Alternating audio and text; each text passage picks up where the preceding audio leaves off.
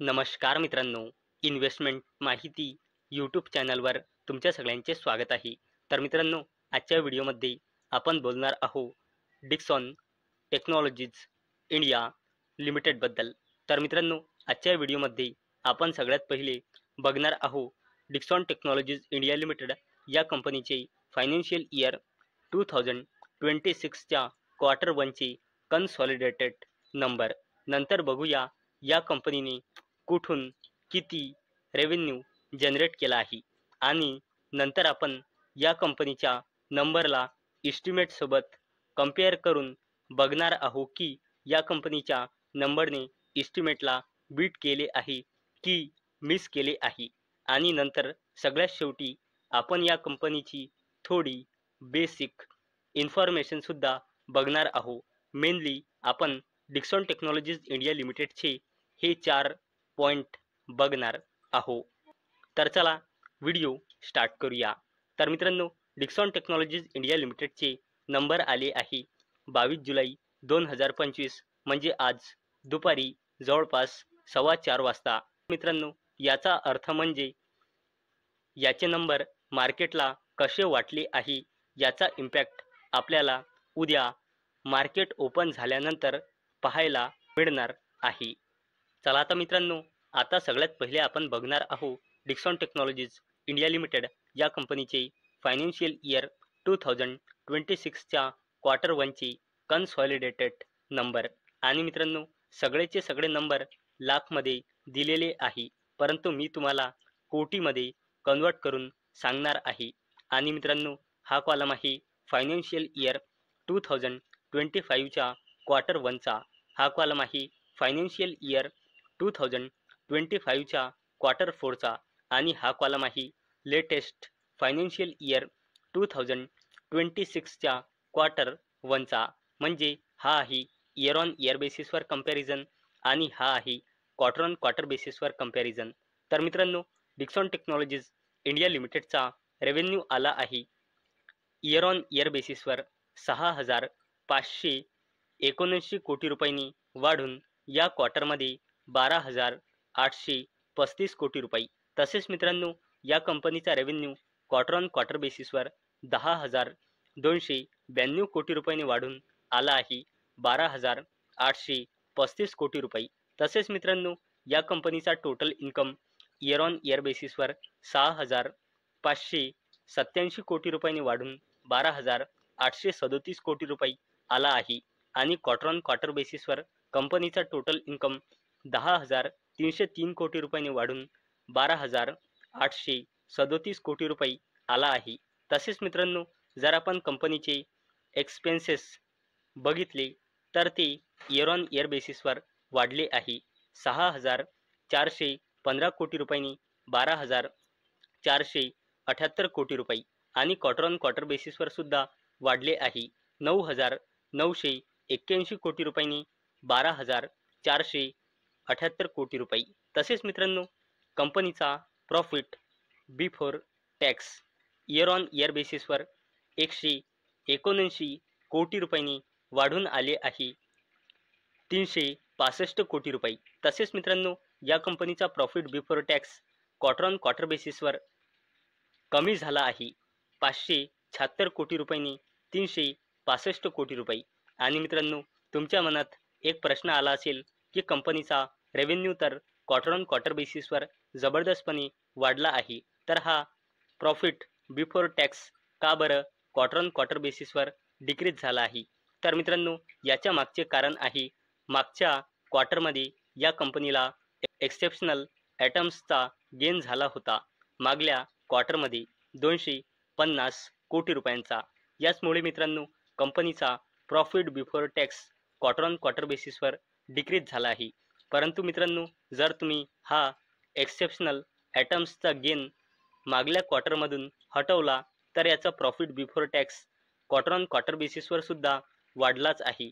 आणि मित्रांनो, जर आपण नेट प्रॉफिटसुद्धा बघितला तर तो पण इयर ऑन इयर बेसिसवर वाढला आहे आणि क्वार्टर ऑन क्वार्टर बेसिसवर डिक्रीज झाला आहे. आणि याचे पण मागचे कारण हे एक्सेप्शनल ॲटमच आहे. आणि हा जर एक्सेप्शनल ॲटम्स तुम्ही हटवला तर नेट प्रॉफिटसुद्धा क्वार्टर ऑन क्वार्टर बेसिसवर सुद्धा वाढलाच आहे आणि इयर ऑन इयर बेसिसवर तर वाढलाच आहे. इथे काही फरक नाही. आणि मित्रांनो, जर आपण EPS सुद्धा बघितला तर इयर ऑन इयर बेसिसवर EPS जबरदस्तपणे वाढला आहे आणि मागल्या क्वार्टरमध्ये एक्सेप्शनल गेन झाला होता, त्यामुळे EPS सुद्धा क्वार्टर ऑन क्वार्टर बेसिसवर डिक्रीज झाला आहे. आणि मित्रांनो, हा जो EPS असतो तो फक्त रुपीजमध्ये असतो, नाही मिलियनमध्ये असतो, नाही कोटीमध्ये असतो, नाही लाखमध्ये असतो, फक्त रुपीजमध्ये असतो. तर मित्रांनो, जर आपण डिक्सॉन टेक्नॉलॉजीज इंडिया लिमिटेडचे कन्सॉलिडेटेड नंबर बघितले तर कंपनीचा रेव्हेन्यू इयर ऑन इयर बेसिसवर म्हणा किंवा क्वार्टर ऑन क्वार्टर बेसिसवर म्हणा जबरदस्तपणे वाढला आहे. परंतु मित्रांनो, जर आपण नेट प्रॉफिट बघितला तर तो इयर ऑन इयर बेसिसवर जबरदस्तपणे वाढला आहे.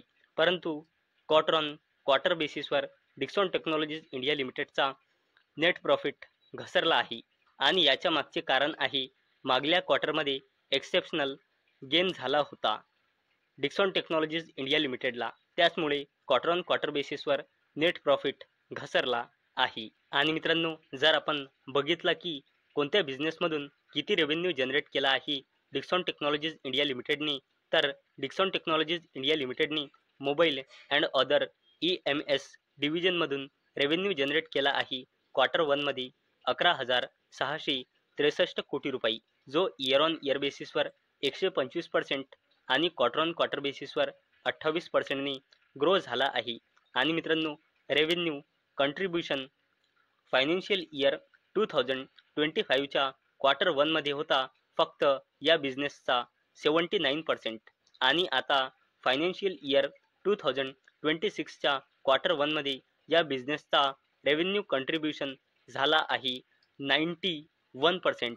म्हणजे मित्रांनो, तुम्ही या बिझनेसचा रेव्हेन्यू कंट्रीब्युशन बघू शकता, जबरदस्तपणे म्हणजे जवळपास 12%ने वाढला आहे. आणि मित्रांनो, जर आपण डिक्सॉन टेक्नॉलॉजीज इंडिया लिमिटेडच्या कन्झ्युमर इलेक्ट्रॉनिक्स अँड अप्लायन्सेस म्हणजे LED TV अँड रेफ्रिजरेटरचा रेव्हेन्यू बघितला, बिझनेसचा रेव्हेन्यू बघितला तर तो इयर ऑन इयर बेसिसवर 21%ने आणि क्वार्टर ऑन क्वार्टर बेसिसवर 2%ने घसरून आला आहे 672 कोटी रुपये.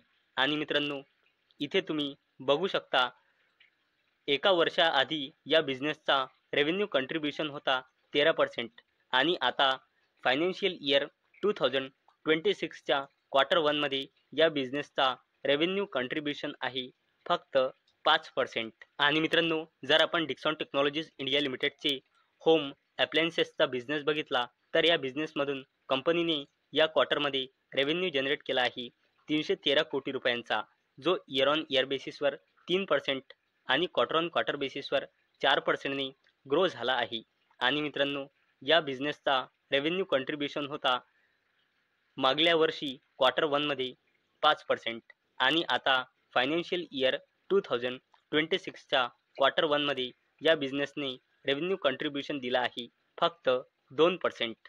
आणि मित्रांनो, जर आपण डिक्सॉन टेक्नॉलॉजीज इंडिया लिमिटेडचा लाइटिंग प्रोडक्ट्स बिझनेस बघितला तर या बिझनेसचा रेव्हेन्यू इयर ऑन इयर बेसिसवर 17% आणि क्वार्टर ऑन क्वार्टर बेसिसवर 6%ने घसरून या क्वार्टरमध्ये आला आहे 188 कोटी रुपये. आणि मित्रांनो, या बिझनेसचा रेव्हेन्यूमध्ये कंट्रीब्युशन होता फायनान्शियल इयर 2025च्या क्वार्टर वनमध्ये 3% आणि आता फायनान्शियल इयर 2026च्या क्वार्टर वनमध्ये फक्त 1%.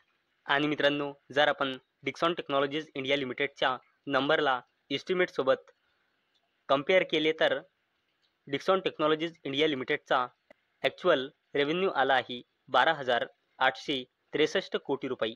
आणि मित्रांनो, इस्टिमेट होतं की याचा रेव्हेन्यू येईल 12,155 कोटी रुपये.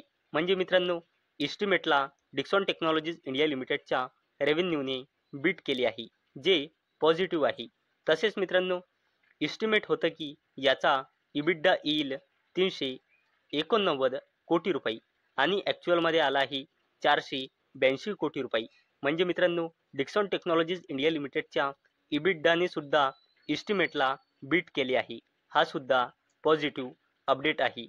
आणि मित्रांनो, इस्टिमेट होतं की डिक्सॉन टेक्नॉलॉजीज इंडिया लिमिटेडचा मार्जिन येईल 3.2% आणि ॲक्च्युअलमध्ये आला आहे 3.8%. आणि मित्रांनो, इथे सुद्धा बीट केले आहे इस्टिमेटला, हे सुद्धा पॉझिटिव्ह आहे. आणि मित्रांनो, इस्टिमेट होतं की डिक्सॉन टेक्नॉलॉजीज इंडिया लिमिटेडचा नेट प्रॉफिट येईल 221 कोटी रुपये आणि ॲक्च्युअलमध्ये किती आला 225 कोटी रुपये. इथे सुद्धा इस्टिमेटला बीट केले आहे. म्हणजे मित्रांनो, डिक्सॉन टेक्नॉलॉजीज इंडिया लिमिटेडच्या रेव्हेन्यूने म्हणा, इबिडाने म्हणा, मार्जिनने म्हणा किंवा नेट प्रॉफिटने म्हणा, चारीने सुद्धा इस्टिमेटला बीट केले आहे, जी एक पॉझिटिव्ह अपडेट आहे.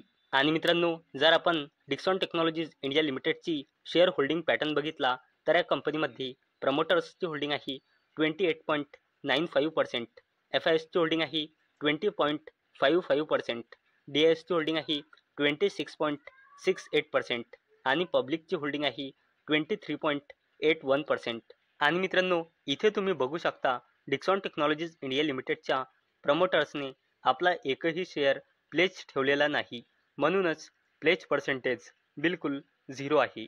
तर मित्रांनो, आजच्या व्हिडिओमध्ये आपण सर्वात पहिले डिक्सॉन टेक्नॉलॉजीज इंडिया लिमिटेडचे फायनान्शियल इयर 2026च्या क्वार्टर 1चे कन्सॉलिडेटेड नंबर बघितले. नंतर बघितले की या कंपनीने कुठून किती रेव्हेन्यू जनरेट केला आहे. नंतर आपण या कंपनीच्या नंबरला इस्टिमेटसोबत कंपेअर केले की इस्टिमेटला कंपनीच्या नंबरने बीट केले आहे की मिस केले आहे. आणि सर्वात शेवटी बघितली थोडी डिक्सॉन टेक्नॉलॉजीज इंडिया लिमिटेडची बेसिक इन्फॉर्मेशन. तर मित्रांनो, मला अपेक्षा आहे हा आपला व्हिडिओ तुम्हाला इन्फॉर्मेटिव्ह वाटला असेल. तर मित्रांनो, जर तुम्हाला हा व्हिडिओ इन्फॉर्मेटिव्ह वाटला असेल तर या व्हिडिओला लाईक करा आणि चॅनलला सबस्क्राईब करा. आणि मित्रांनो, हा व्हिडिओ फक्त आणि फक्त एज्युकेशन पर्पजसाठी बनवलेला आहे. माझ्याकडून काहीही रेकमेंडेशन नाही की तुम्ही या स्टॉकला बाय करा, सेल करा किंवा होल्ड करा. तर चला भेटूया नेक्स्ट व्हिडिओमध्ये. तोपर्यंत टाटा, बाय बाय.